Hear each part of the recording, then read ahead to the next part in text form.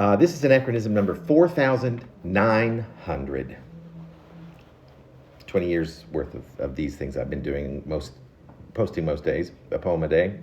Not every day, especially at first, but lately, every day for like 2 or 3 years, maybe. 4,900, it was posted Friday, November the 28th, 2025. It's called 4,900. And in parentheses underneath, in Roman numerals, when it's Thanksgiving Day, say, and you've gotten used to flying solo, even after decades of domestic partnership, holidays with in-laws, and romantic excursions, and men who cook turkeys in ovens, and you think it's a day like any other, the familiarity with those words and with being alone, but yet it's Thanksgiving, a significant holiday, or always was before you, for you.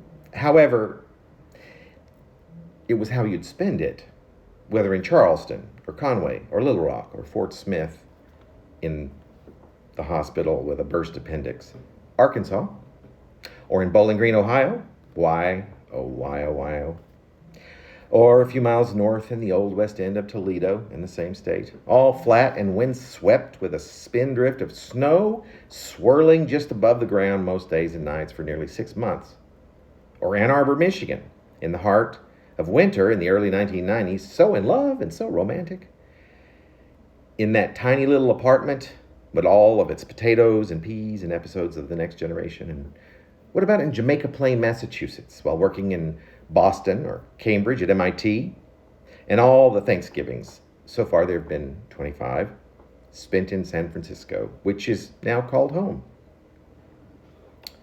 Except, well, the past 8 years of holidays, the big ones that begin with the turkey and go through Christmas and into the new year, all times that were historically milestones, celebrations to be remembered with loved ones, to be cherished, and in many ways they still are, only the ones up to a certain time, say around 2015, or perhaps a couple of years before that, when Thanksgiving and Christmas and New Year's got reduced to whatever they've been since then.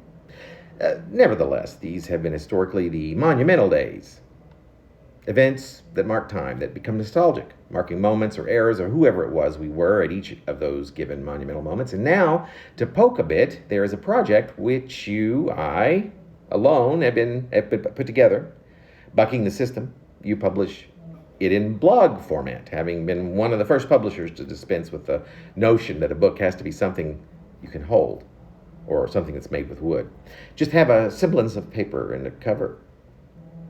But this has the intentional appearance of a modern-day diary, the ones that, rather than locked with a key that you hold on a chain around your neck, say, are viewed and always available somewhat for free in a public manner, as democratically available as it gets. In many ways, and within a single year, only a few short months ago, not only did you make a big deal of celebrating the 20th anniversary of its existence, building your own fanfare, much as it is often not the easiest thing to do, and from this compendium, you've never really read from it with actual people around, or not in a very long time, but you definitely want to.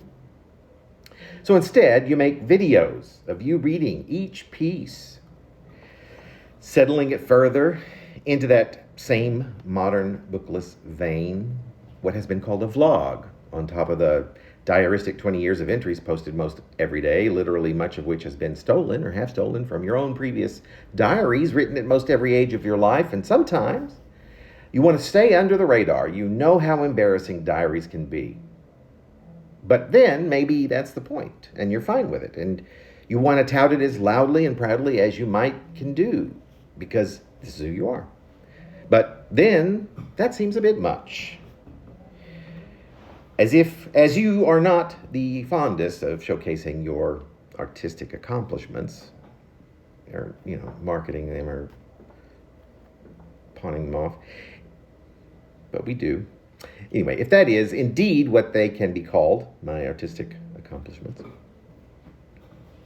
but you can, in a disciplined fashion, use the modern powers that be to make sure that people maintain an awareness that you've got this thing going on over here, even though you never really discuss what it is or why you do it or how maybe it has saved your life or how it's been the most consistent thing, the only thing that's remained constant in some stretch close to 22 years now, with no signs of a slowdown.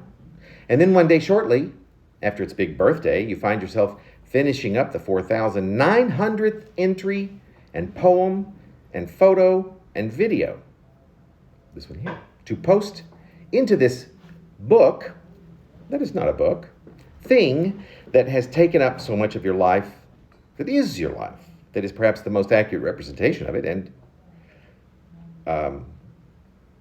of who you are. The best and the worst, but most especially of who you want to be.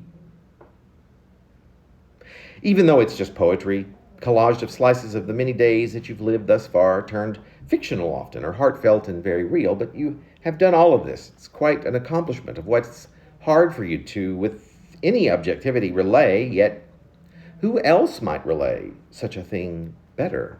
And you've written that 4,900th piece, and it's done, and you don't even really have to look at it again. You just make sure there are no glaring errors. You pair a photo that seems appropriate or inappropriate in some poignant way that is all your own, that gives you away a bit, just like the many pages of the same have done, in a composite way that might begin to tout a life that has, for several years now, felt quite unrelatable, quite ineffable. Thanks.